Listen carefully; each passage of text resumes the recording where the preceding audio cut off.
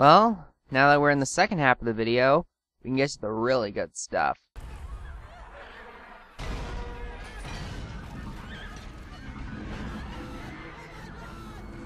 Cloverfield is one of those films that has all of the warning signs and fulfills none of them. I believe that this movie and two other movies that came around the same time were responsible for the found footage boom that started in 2008. One of the great things about Cloverfield is that the main characters are the ones that in most monster movies would just be there to die, the civilians, and it gets the audience to care about them. This still has the distinction of just having really good characters. I liked how they were written, and I liked the dialogue between them as well. I really got to care about these people. This is also a very rare time where I have to give props to the CGI. For the most part, I really believe that that giant monster was really there. I especially like the CGI on those weird spider lizard things that fall off of the monster. That's right, this monster is so powerful even a dandruff can kick your ass. Cloverfield, more than pretty much any other film, proved that found footage can be a purely stylistic choice instead of being bred out of necessity. Move over, King Kong. Step away, Godzilla. We got a new monster icon. And his name is Clover.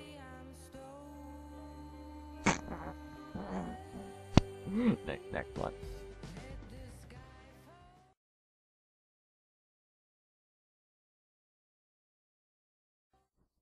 In the grand scheme of things, the following movie seems to be under the radar. That's a shame, because this film was a lot better than I think a lot of people give it credit for.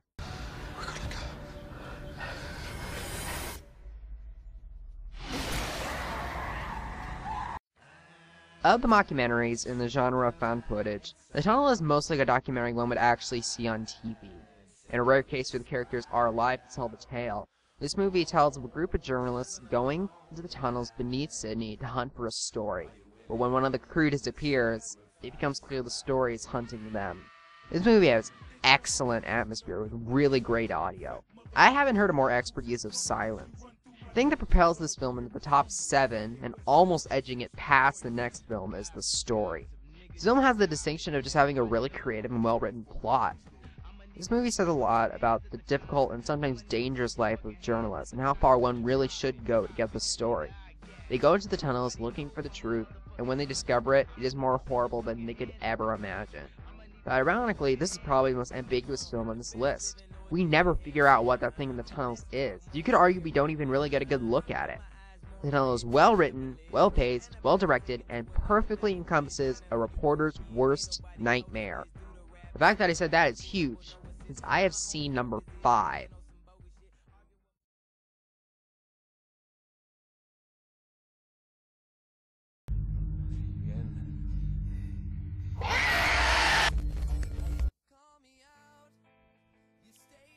Considered to be one of the scariest movies of all time, Wreck is a film to watch with the lights on. Remember when I said that 3 movies caused the found footage boom? This is another one. In Wreck, a reporter and cameraman in Spain are doing a story with the fire department when they get a call from an apartment. They go there, and the normal day on the job becomes a terrifying nightmare when a disease spreads, turning the people that live in the apartment into psychotic killers. Making matters worse is the fact that the government quarantines the building, trapping everyone inside. This is a film that holds nothing back, trying as hard as it can be to be horrifying and completely succeeding. This movie isn't just scary though. It also has good acting and good characters, especially in our protagonist, Angela Vidal. Her performance helps keeps the film grounded, which helps a lot. In case you're wondering why I'm not talking about this film's American remake, Quarantine, I don't find much merit in that because it is literally the exact same movie. The only difference is the cause of the disease, which I'll admit is handled a little bit better in Wreck. But other than that, these films are identical. But back to Wreck, it was scary enough to get to number 5, but ultimately not as good as the 4 films above it. But still, Wreck is a remarkable movie, breaking through the language barrier and sealing the number 5 spot on this countdown.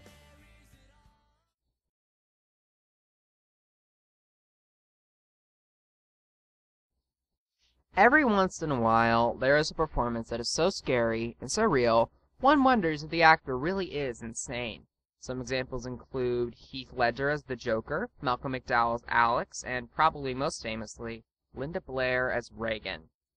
This list wouldn't be complete without one of these performances.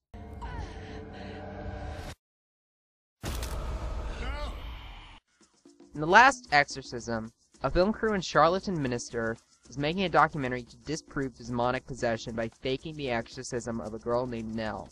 Naturally, Nell really is possessed, and things start to get messy.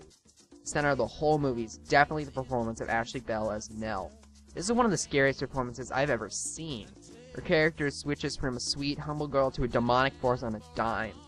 The facial expressions, the strange voice, and especially the violent body contortions convey demonic possession very, very well. This girl really needs to be in more stuff. Like The Exorcist, The Last Exorcism has a lot of religious themes, but to me at least they were handled better here. This movie has a great ending. It seems that everything will be okay, but then the movie gets really dark, really fast. I'm not going to spoil the twist here. Bottom line, The Last Exorcism is excellent, and I actually liked it better than The Exorcist, but I would recommend watching it yourself and drawing your own conclusions.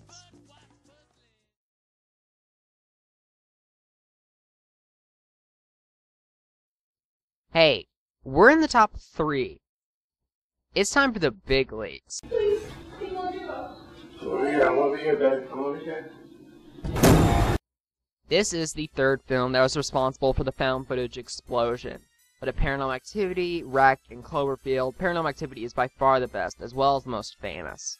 We've seen it ripped off, parodied, paid homage to, and a lot of the found footage movies after 2007 are very clearly trying to be Paranormal Activity. And none of them even came close to being as scary or as good. Not even the sequels. This film really has its thumb on the pulse of what's scary. What is not seen is often scarier than what is seen, and this film uses that perfectly. Little things like shutting doors, moving objects, and making loud noises are made exponentially more frightening because we cannot see what's doing it. This film also made the very wise choice of not having the climax on screen, leaving the audience to imagine what happened. Another thing this film did very well is choosing actors. Katie Featherston and Mika Sloat work off each other very well, and the acting is very natural. And then we have the actual Paranormal Activity, which is well-paced and the appropriate level of minimalist. And lastly, we have the ending, which is one of the best parts of the whole movie. This is a movie one thinks about days after the first viewing. Great acting, directing, pacing, effects, setting, and horror make Paranormal Activity a deliciously horrifying experience in 2007 and today. And it is only at number 3.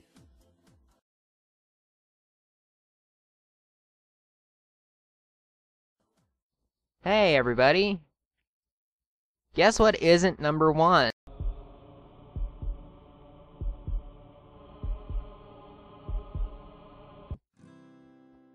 The film that was responsible for bringing found footage in the limelight, it is likely that some of these films wouldn't even exist if it weren't for the Blair Witch Project. On paper, it is a really simple horror film, but got turned into the cultural phenomenon it has become through the execution. This film is definitely the film on this list that uses not showing what happens the most. We don't see anything. All of it is left to the viewer's imagination. This has a powerful effect when we see the things the Blair Witch does. As said before, there are a lot of films trying to be Paranormal Activity, but there are even more films trying to be the Blair Witch Project. It's not a particularly intense film, but it makes horror through good acting and directing. We see 3 people slowly fall apart under the pressure of simply not being able to escape. And things just get worse and worse. This movie's climax is what I think is the most responsible for the movie's fame, having a deep impression while doing almost nothing.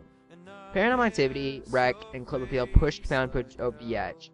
They couldn't have done it without the Blair Witch Project bringing it into fruition. It is well worth the number 2 spot here. Now there's only one question. What is left? We cover Cloverfield, Wreck, The Last Exorcism, Paranormal Activity, and the Blair Witch Project. What is above all of these movies?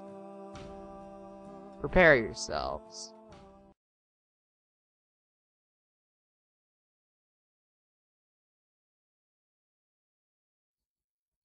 Number 1 is by far the scariest movie I've ever seen in my life. Hi, and welcome to the Jack and Emily Show. I'm Jack. I'm Emily. Let's have some fun. A lot of these movies use the invasion of the familiar and the corruption of the innocent to build horror. Home movie takes both of these scare tactics to their very limit. I don't want to spoil the plot here because you really need to see it for yourself, but the main story is this. There is a family of 4, and something is really, truly, deeply wrong with the children. Most of this movie is home videos of this family. And here's the thing about home videos. They're not reality. They're fabricated memories. And to see such horrible things happen in home videos is really jarring. With all the other movies on this list, I can think of at least one or two films that they remind me of.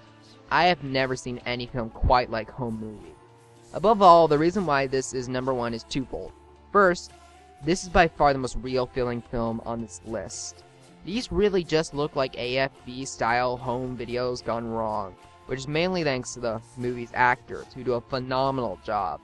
The second reason is that this film is terrifying, mainly because what doing all the horrible things isn't a witch, or a monster, or ghosts. It is two little kids. You can tell there's something off about them from the very first scene, but they go from strangely distant and quiet to horrible evil creatures of death and destruction. Absolutely everything in Home Movie comes together perfectly. It's well acted, well written, and completely horrifying. An easy choice for the number one spot on this countdown. Let's have a staring contest. I dare you to stare until our movie's done. I bet you can't.